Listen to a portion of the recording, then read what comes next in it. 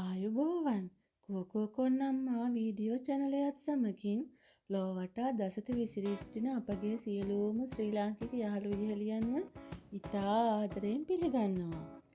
ඉතින් ඔන්න අපි අද ඔයාලට අරගෙන ආවා ලෝකයේ ගොඩාක් රටවල විශේෂයෙන්ම යුරෝපීය රටවල් වල Greenpeace කරි එක හදලා ඒකටම ආවේනික වූ බත් එක කොහොමද හදන්න කියලා.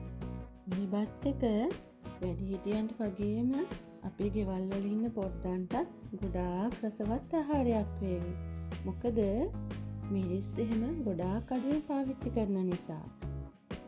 දැන් අපි බලමු මේක සාද ගන්න අපිට මොනවද අවශ්‍ය වෙන්නේ කියලා. Greenpeace ග්‍රෑම් 500ක්, කැරට් අලයක්, කුරුඳු කැබැල්ලක්, bay leaf කොළ දෙකක්, කහ කුඩු ස්වල්පයක්, සුදු ලුණු බික් දෙකක්, රතු ලුණු ගෙඩියක්, ලුණු ස්වල්පයක්, ගම්මිරිස් ස්වල්පයක්, තෙල් ස්වල්පයක්, තක්කාලි සෝස් මිලිලීටර් 250ක්. ඊට අමතරව බත් එක සඳහා බාස්මති හාල් ග්‍රෑම් 500ක්, පාස්තා සිහින් කැබලි ඒකෙන් ග්‍රෑම් 100ක්, ලුණු ස්වල්පයක් බත් එක සඳහා, තෙල් ස්වල්පයක් තෙම්පරාදුව සඳහා. ඔයාලා ගන්න මේ දේවල් වෙනස් වෙන්න පුළුවන් ඔයාලා ගන්න හාල් ප්‍රමාණය අනුව. ඔන්න එහෙනම් අපි දැන් උයන්න ලෑස්ති වෙමු. මුලින්ම කැරට් අලය 4 කැබලි හිටිනසේ සිහින්ව කපා ගන්න. ලුණු ටිකක් සිහින්ව ලියා ගන්න. සුදු ලුණු නම් කපන්න එපා. මොකද යුරෝපීය රටවල් වල සුදු ලුණු භාවිතා කරන ප්‍රමාණය ගොඩාක් අඩුයි. සුදු ලුණු කන්න කැමති මගේ යාළුවෙක් මේක හදනවා නම් සුදු ලුණු කැබලි හෝ සුදු ලුණු ග්‍රේට් කරලා හෝ මේ සඳහා පාවිච්චි කරන්න පුළුවන්. දැන් අපි උයන වළඳට තෙල් ටිකක් දාලා ලෑස්ති වෙමු. තෙල් ටික රත් වෙන්නට අරින්න. ඊට පස්සේ සුදු ලුණු පිටින්ම තෙලට දාන්න. ඊට පස්සේ අපිට කපාගත්ත ලුණු ටික එකතු කරගන්න පුළුවන්. ඒ ටික කවලම් කරන ගමන් වැදෙන්නට අරින්න.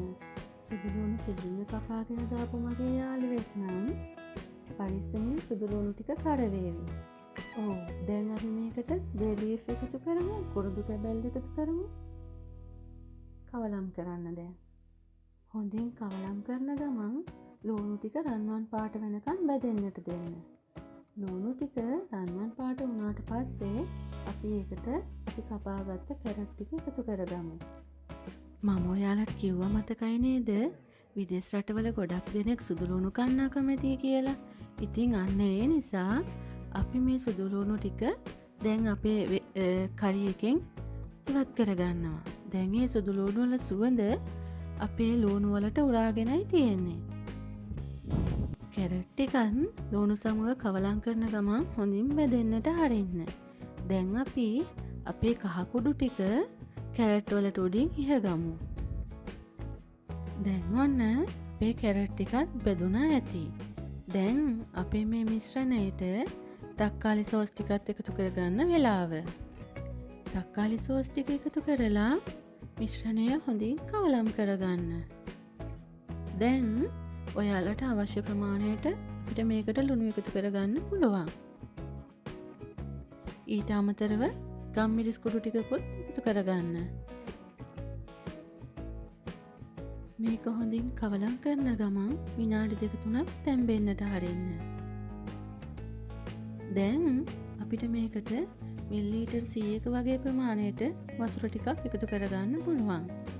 නැවතත් හොඳින් කවලම් කරන්න. විනාඩි 2-3කට පස්සේ මේක හොඳට උතුරනකොට මේකට අපිට අපේ Greenpeace ඇට ටික එකතු කරගන්න පුළුවන්. මම මේ ගත්ත Greenpeace ෆ්‍රීසර් එකේ තියෙන Greenpeace නිසා ගොඩාක් වෙලාව යන්නේ නැහැ තැම්බෙන්න. නමුත් අමුයෙන් තියෙන සාමාන්‍ය Greenpeace මේකට එකතු කරනවා නම් මගේ යාළුවන්ට ටික වෙලාවක් ගත වේවි මේක තැම්බෙන්න. දැන් මද ගින්දරේ විනාඩි 5ක් පමණ වළඳ පියනකින් වසා තබන්න. විනාඩි 5කට විතර පස්සේ හොඳින් කවලම් කරලා නැවතත් පියනින් වසන්න. ඉතින් අපේ Greenpeace කරි එක ඉදනකම් අපි අපි අපේ බත් එක උයන්න ලෑස්ති වෙමු. වළඳකට තෙල් ටිකක් ලිපේ තියලා ඒකට අර චූටි පාස්තා කැපිලි ටික බෙදෙන්න දාමු. අපි මෙහෙම උයන්න ගත්තාම අපේ කාලය ඉතුරු වෙනවා. ඒ වගේම දෙකම එකට ඉදෙනකොට උණුවෙන් කන්න පුළුවන්. මොකද සීතල රටවල ඉක්මනින්ම කෑම සීතල වෙනවනේ. මේ පාස්තා කෑලි ටික හැම වෙලාවෙම හැඳි ගන්න ඕනේ. රන්වන් පාට වෙන තෙක් බෙද ගන්න ඕනේ. මේක ලස්සනට බෙදුනට පස්සේ ඒකට අපි හාල් ටික එකතු කරගන්නවා.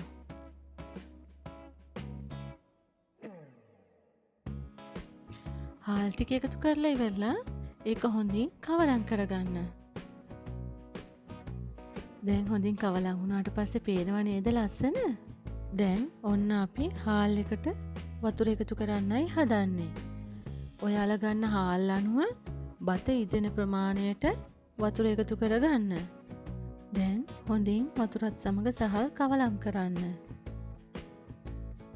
දැන් අපිට බත් එකට අවශ්‍ය ලුණු ප්‍රමාණය එකතු කරගන්න පුළුවන්.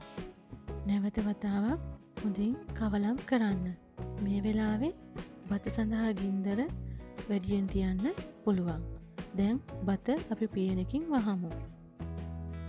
ඔන්න දැන් අපි යමු අපේ Greenpeace curry එක බලන්න. අපේ Greenpeace ටික නම් ගානට තැම්බිලා. සෝස් එකත් ගානට හිඳිලා. දැන් අපිට ලිප නිවා ගන්න පුළුවන්. ඔන්න දැන් අපි යමු අපේ බත් එක කොහොමද බලන්න. බත් එකේ වතුර හොඳටම හිඳිලා. දැන් ගින්දර හොඳටම අඩු කරන්න. නැවත වතාවක් හොඳින් කවලම් කරලා විනාඩි 5ක් පමණ වසා තබන්න. ඔන්න දැන් මගේ බත් එකත් Greenpeace curry එක දෙකම ඉදිලා ඉවරයි. දැන් තියෙන්නේ රස බලන්නයි. ඉතින් මගේ යාළුවනි, ඔයාලත් ඔයාලගේ ගෙදර අලුත් වෙනසකටත් එක්ක මේක හදලා බලන්නකෝ. cuococonamma Facebook page එකට ෆොටෝ එකක් එවන්නත් අමතක කරන්න එපා. ඉතින් ඔයාලා මගේ මේ වීඩියෝ එකට කැමති නම් ලයික් එකක් දාන්න. ඔයාලගේ යාළුවොත් එක්ක ෂෙයා කරන්න. ඒ විතරක් නෙමෙයි subscribe කරන්න අමතක කරන්නත් එපා. ඉතින් තවත් පුංචි දෙයක් මතක් කරන්නම්. cuococonamma වීඩියෝ channel-එන් ඉස්සරහට ඉදිරිපත් වෙන සියලුම වීඩියෝ නරඹන්න බෙල් අයිකන් එක ක්ලික් කරන්න අමතක කරන්නත් එපා. ඉතින් අපි තවත් අලුත් රසවත් කෑම වට්ටෝරුවක් සමගින් cuococonamma වීඩියෝ channel එකත් සමගින් හමු වෙමු. ඔබ සැමට සුබ දවසක්.